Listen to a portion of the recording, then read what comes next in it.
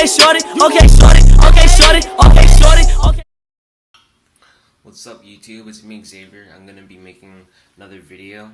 This video is going to be about me reacting to some political videos, and then I'm going to be talking about some things that I came to understand. So yeah, let's get right into it. Spoken to this is that when you tell women in mass that they're not allowed to have careers, and then you replace their career with exclusively motherhood, some fucked up shit happens. There's that helicoptering, and that when all of that energy is focused on the house and child, you get. I have to pause the video right here because I disagree with what you're saying right here. I would say if women are if they only have one thing to do, which is be a mother, in that case, then all their energy is going towards that one job. So then they're obviously going to do better if it's the only thing they have to do. Like if you have 10 jobs, it's going to be much harder for you to be better in each of those jobs. So I think she's completely wrong in this. What she just said. You end up with like some fucked up psychological shit happening. Really do. You know what? I want to You missed that book. Your college life, okay, was a total waste of time. All your professors are stupid. All their books are written in gibberish. There's no such thing as intersectionality. That was all a waste of money. All that debt was a waste of time. In fact, what you learned in college was unfact. So you actually came out dumber. What is it? Oh my God! Hold on. Real quick. What exactly? And they talk, they go, didn't you know that race doesn't exist? It's in a stupid fucking book written by an asshole liberal who made up a bunch of shit and drew some graphs. No, I mean, How can you not know about intersectionality? can I just get to the bottom of it? Because I did not go to college per se. We got time for two more questions. We'll go over here to the left. My left. Go ahead. Hi, Holly. My question is, as a woman in a male-dominated field, do you think that you get all the respect that you deserve for what you do? Especially with all the people here whistling at you and making comments about your appearance. Fuck ISIS!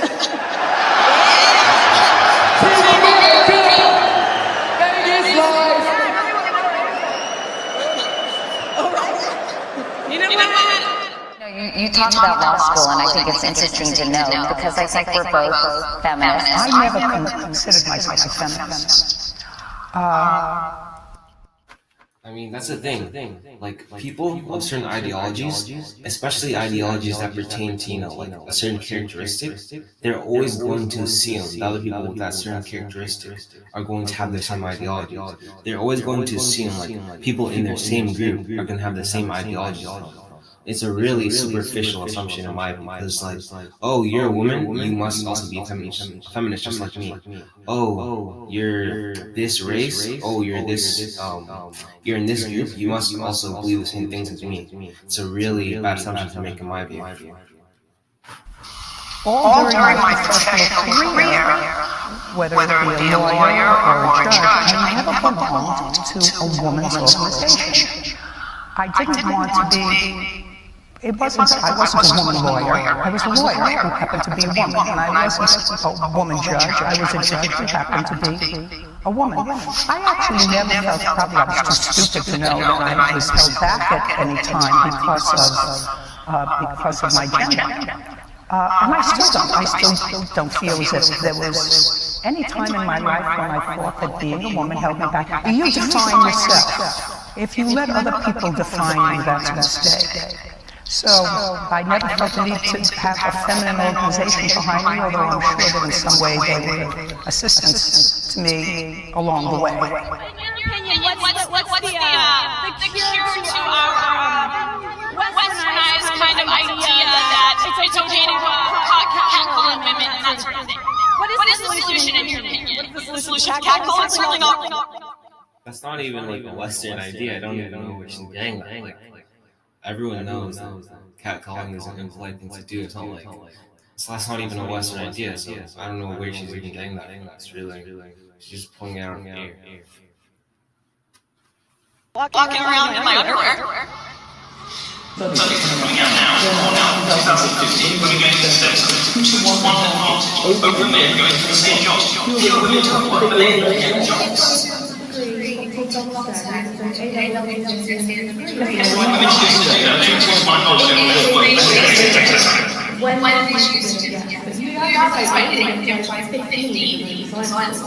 at 15, women and girls aren't encouraged to do so. So yes, they're more likely to, and the amount of doing it is actually quite well. Again, if you believe that the number of women with stem cells is too low. First of all, I know I'm already going to agree with what Milo Yiannopoulos is going to say.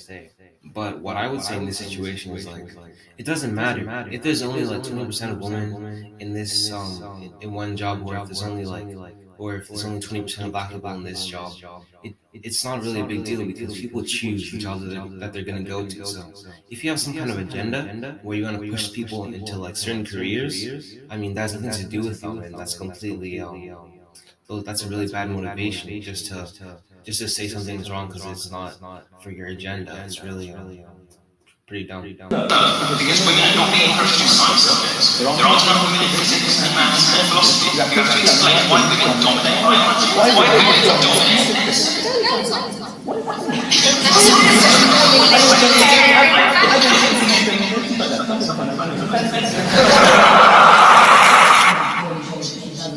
Well, I have a physician's assistant, but she writes an article in the wake of the Charles Proudman issue. There was a lawyer who decided to be a lawyer in the Guardian office and named herself by claiming a man said she was well suicide. So she was now publishing in I am really interested in the comment. He said that if it was a man, probably a laugh. You want me to quote it? I reject yes, because I don't think the I'll find it when yeah, if I knew that male started speculating about how I look naked, I would go to all the spots that would make Charles Proudman look neat. If I heard a female point doing the same thing about Andrew and I'd probably laugh and You see, these people are so like hypocritical. Like, this is a feminist, so obviously she's like against people being, sexist, having double standards for gender and that kind of stuff. But then right here, she actually is being sexist to men, and she actually has a double standard. So, it's extremely hypocritical. Just more of reality all of a sudden, right? So you want to get down the street. You want to stand here and look exasperated and disgusted. Would you like to stop for 5 seconds? What is your question? You ever been raped? No, I haven't been raped. Well, actually, you know what? Let me correct myself. According to the definition of rape, what's the definition of rape? What does it get that amount of? Because yes, I have been seized. My ancestors were raped. That's right. From Europe and West Africa. That's right. Rape means to seize. Okay. That's the Edomite always say. Now, do you have another question? But have you ever had a cock shoved up? No, I haven't. Great. Well, you know what? I've shoved my penis into my women, and they like it. They tell me to go rough, to go harder. They say deep. All women want that. Hey, sometimes I sneak in through the window without telling her unannounced. So what is your point, though? What's your get back in line. So what's your point? Do you have any grievances coming up here? Of course I do. So what is your grievances, please? That all men sexually harass women. So you're saying People are honestly so retarded. I don't even know how this girl could be so indoctrinated that from feminism or from whatever belief system is causing her to believe that about men. Because how can you say all men sexually harass women? Because that's just stupid. I mean, even if some men do sexually harass women, even if it's a high percentage, if it's 70%, you can actually say that percentage. You don't have to be so stupid and actually make such a large generalization and say all men. That's really dumb. And you're generalizing that all men sexually harass. What do you define as harassment? There's a kind of a broad spectrum. Kind of, right? Go ahead. Shut the fuck up! You want to see the spectrum? Do you want to have discourse, or do you want to use fantasy? First, there's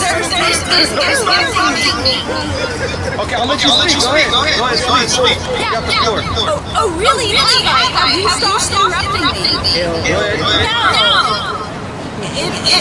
There's a spectrum, and it ranges from interrupting to demeaning to belittling to raping women. So interrupting, right? So what I just did, that was a form of harassment. He says, Yeah, get out of here, man. We ain't none of them guys, alright? You ain't about to come up here and call us Spencer. Call the cops. Call the cops. Call the cops.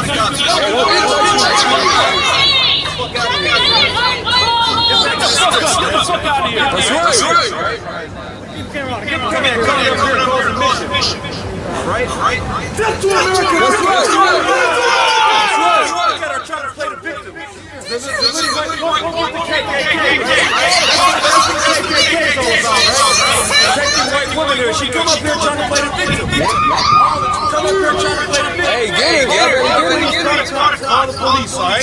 She came up here assaulting us. It's on camera. That's right.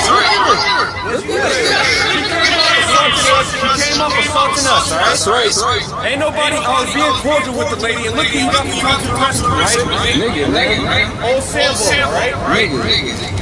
Get Proverbs 11 and 21, all right?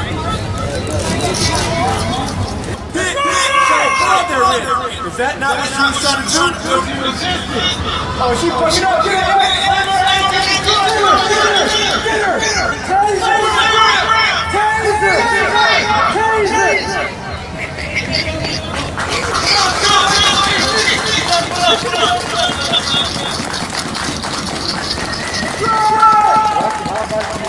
Hey, and all you so-called black people, you should be rejoicing right now. You should be clapping your hands. Baby, looking at us like, who's these niggas, man? Fuck these gays. I should be getting job. Hey, man, it's against the world, but guess who's on our side, man? Both sides, man. Y'all can keep fighting. Give me Jeremiah 1, alright?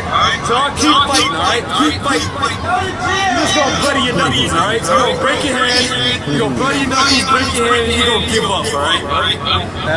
You're gonna give up, alright? Because you can't fight against y'all if I should be out of shot, alright? You idiots, alright? You trying to come up against a great millstone, man. You trying to punch a great millstone, right? Hey, you know what she did? She tried to assault us. No, she did assault us. Oh, she did. Excuse me. She assaulted us, all right? That's why she's in handcuffs. So just leave us alone, all right? Yeah, so that's basically the end of my reaction because the video is basically over. But yeah, I have a comment on the last clip. Like, I mean, that girl. I mean, like, she was clearly provoking those guys. She was like, getting up on their faces, and then as soon as they just push her out of their personal space, she just gets so like, she just goes into I don't know. She just goes crazy, and she's just all. I don't know. She's over exaggerating everything. She's being. I don't know. She gets into that victim mentality. She starts weeping so hard. It seems kind of fake, but yeah, I don't know. People like that are just weird. I don't know. And it was such interesting, like superhero. A lot of Hollywood is coming out that representation is very over-sexualized. What do you think about the portrayal of superheroes? Superhero women? I mean, the guys have like skin packs.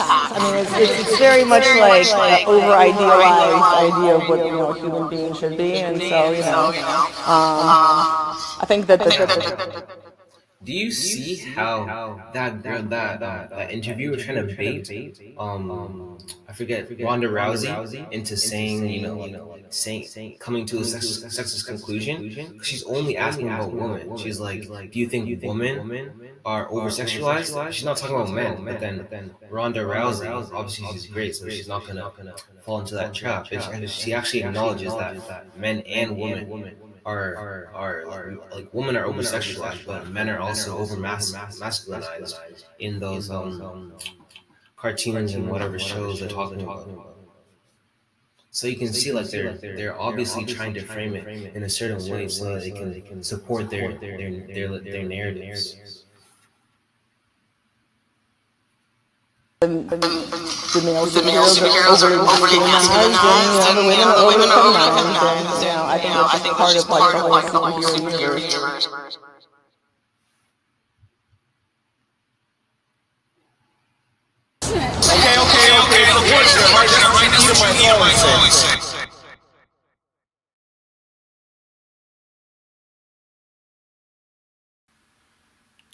Yeah, so the main reason why I wanted to show that reaction to all of that, like, I don't know, kind of political content or those people arguing and, I don't know, going on, is just because, like, I want to show how dumb these people can literally sound, because when they get so obsessed with, like, their politics and all these, like, ideas that they have, they can get, it just makes them, I don't know, just, it makes them even more ignorant than they would be if they didn't, like, internalize their ideologies, because they have such strong convictions that they can't even think. So my message in this video is that I would say, like, I wouldn't say that everyone should be apolitical, but at the same time, when you take on a political ideology, like you say, I'm conservative no matter what, I'm a liberal no matter what, I'm a libertarian no matter what, then, like, the first thing is, like, you're internalizing other people's ideas instead of making your own ideas. Like, I would say just come up with your own ideas instead of saying, you know, I believe what this person said. And then the other thing is, like, if you just, like, say, I'm this or I'm this, like, take on whatever label you want, when you do that, you kind of limit yourself to their method of thinking. So, like, I would consider myself a free thinker, so I just, you know, as long as what I'm thinking makes sense, I can come to any conclusion what I want to. But other people will be limited to say, you know, I'm a conservative, so I can only come to conservative conclusions. So they're extremely limited because of these ideologies that they have strong convictions for. And I think that's a really big limitation. And the second message that I want to say in this video is that these people and these ideologues and feminists, like, they act like they have, like, good intentions. They act like, oh, you know, I just want to defend the people, I want to represent the people, I'm, you know, speaking for hurt people or something like that, right? I mean, in my opinion, they're just really fake. The real motivation behind it is that they have their own political motivations, and then they just want, like, you know, if there's, like, you know, a group of people who've been hurt, they're gonna say, I'll represent you, I'll speak, I'll be your voice, I'll speak for you. And then it's kind of deceptive because, like, for example, one thing that they would do is, like, if there's, like, a group of victims, right, they'll represent the victims, and then secondly, like, instead of helping those victims, they will keep those victims as victims so they can use them for their own political agenda. What I mean by that is, like, initially they'll speak for the victims, try to represent them and that kind of stuff, and they'll be like, you know, okay, I represent this group of people, but then after that, they're like, if those group of people stop being victims, their narrative, their agenda is going to be over. So, like, for example, with feminists, if women aren't oppressed, then the feminists have nothing to say. So the feminists are kind of playing a key role in keeping women in, like, a victim mentality. And this is the same for, you know, other minority groups and that kind of stuff, because that's basically just what they do. Like, there's one narrative, and then there's a counter narrative, and so then there's victims, and then, you know, those victims other people are trying to keep those victims in a victim mentality by telling them, oh no, you're oppressed, you're this, you're that, you're so limited, you can't do anything, these other people over here are oppressing you. And then, like, they want you to believe that so, like, you know, you can you know, so they can stay above you, so you can stay at your low level and they can stay their level when they don't really care about you. Yeah, so that's the end of the video. Yeah, please subscribe, I guess. Or, I mean, subscribe if you think this content is worth subscribing to. Okay, let's start it. One hand on my body, just like a fiddle, like,